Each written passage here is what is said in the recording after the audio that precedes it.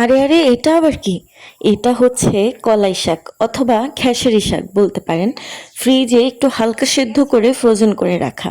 তাই এই অসিজনে এবার আমরা কলাই শাক রান্না করব। আপনারা আগে জানতেন কি না এইভাবেই ফ্রোজেন করে কলাই শাক প্রিজার্ভ করে রাখা যায় সেটা আমি জানি না।